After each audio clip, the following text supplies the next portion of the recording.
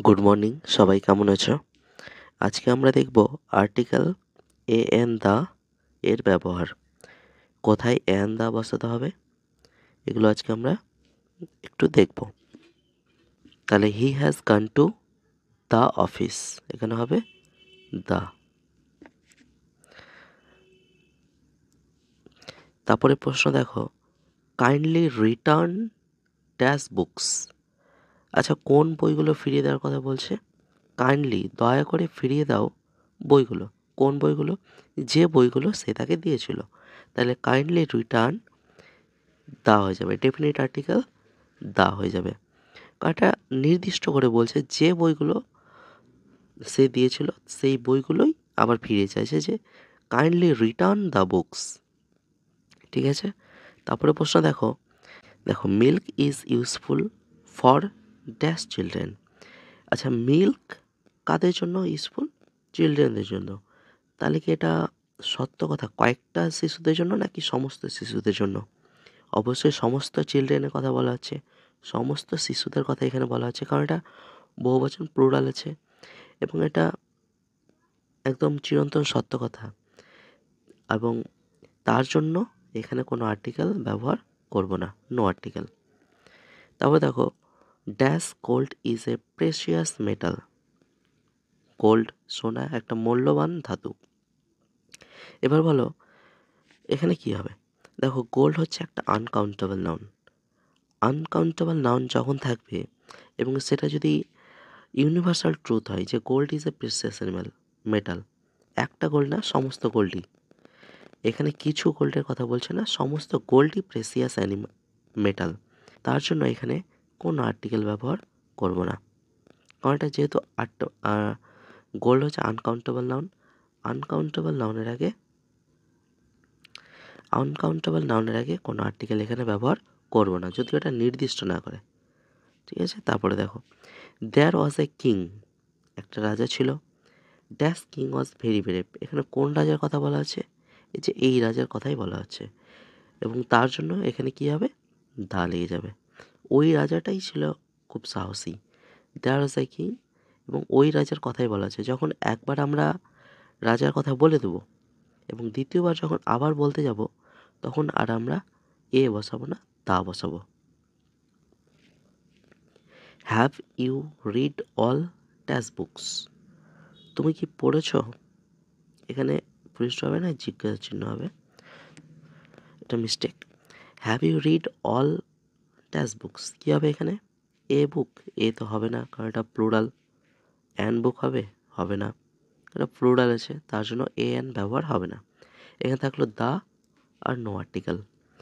মনে রাখবে এখানে কি হচ্ছে, হ্যাভ ইউ রিড, তুমি কি পড়েছো সমস্ত? আচ্ছা, সমস্ত বই কেউ পড়তে পারবে না, এখানে ওই বইগুলোর কথা বলা আছে যে বইগুলো সে পড়তে বলেছিল। তাহলে নির্দিষ্ট কোনো বইয়ের কথা এখানে বোঝানো হচ্ছে, তার জন্য এখানে দা আর্টিকেল হবে। নির্দিষ্ট কোনো বইয়ের কথা এখানে বোঝানো হচ্ছে, নির্দিষ্ট হয়তো কয়েকটা বই হতে পারে, 2, 3, 4, যাই হতে পারে, তার জন্য এখানে দা হবে।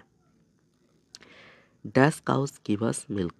কাউ যখন এস প্লুরাল হয়ে গেছে, কাউয়ের সাথে এস লেগে এটা প্লুরাল হয়ে গেছে, এবং যখন প্লুরাল হয়ে যাবে তখন আর আমরা এখানে দা দিব না, কারণ এখানে যদি আমরা দা দিই তাহলে নির্দিষ্ট গরুগুলো হয়ে যাবে।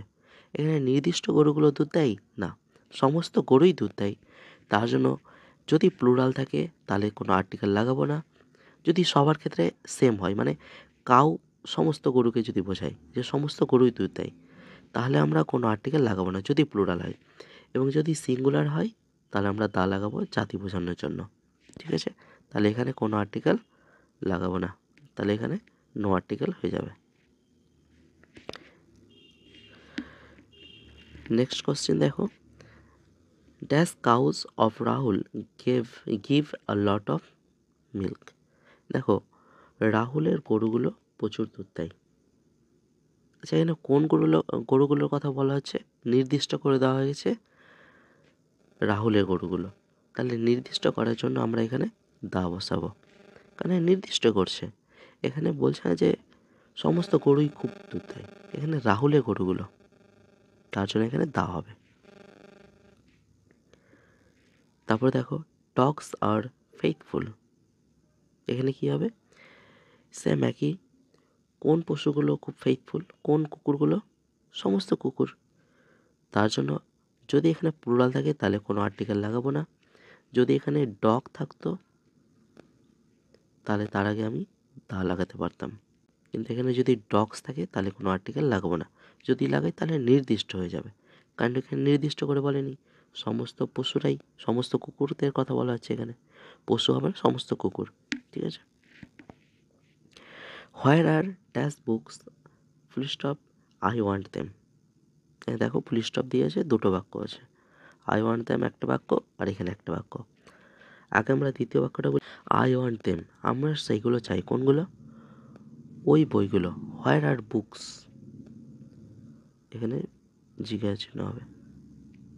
হোয়ার আর ড্যাশ বুকস, তাহলে এখানে নির্দিষ্ট করে বলা হচ্ছে। দেখো, হোয়ার আর দ্য বুকস, এখানে হবে the. Where are the books, বইগুলো কোথায়? আই ওয়ান্ট দেম, আমার সেইগুলো চাই। অর্থাৎ কোন বইগুলো? যে বইগুলো সে তাকে দিয়েছিল, তাহলে নির্দিষ্ট করা বোঝাচ্ছে, তার জন্য দা হয়ে যাবে। Dash coffee was not good. আচ্ছা, কফি ভালো ছিল না। সমস্ত কফির কথা এখানে বোঝানো হচ্ছে, নাকি নির্দিষ্ট কোনো কফি, যে কফি সে খেয়েছিল? অবশ্যই এখানে নির্দিষ্ট করে বোঝানো হচ্ছে। তাহলে কি এখানে দা লাগাবো কি নো আর্টিকেল? কারণ এ অথবা অ্যান তো হবে না, কারণ এটা আনকাউন্টেবল নাউন। এর আগে কখনো এ অ্যান হয় না। কফি একটা আনকাউন্টেবল নাউন, তাহলে থাকলো দা আর নো আর্টিকেল। তাহলে এখানে কোনটা লাগাতে পারি? তো এখানে কফি যদি, সমস্ত কফি যদি খারাপ বলতাম, যে সমস্ত কফি ভালো ছিল না, তাহলে এখানে নো আর্টিকেল হতো। কিন্তু এখানে নির্দিষ্ট করে বলা হচ্ছে ওই কফিগুলো, যে কফিটা আমি খেয়েছিলাম ওই কফিটা খুব একটা ভালো ছিল না, তার জন্য দা হয়ে যাবে। The coffee was not good. Wait for dash minute. আচ্ছা দেখো, এটা মনে রাখবে, এটা একটা ফিক্সড ফ্রেজ, যে এ হবে। ওয়েট ফর এ মিনিট, এটা ফিক্সড, এটা কোনো নিয়ম নেই, এটা একটা ফিক্সড।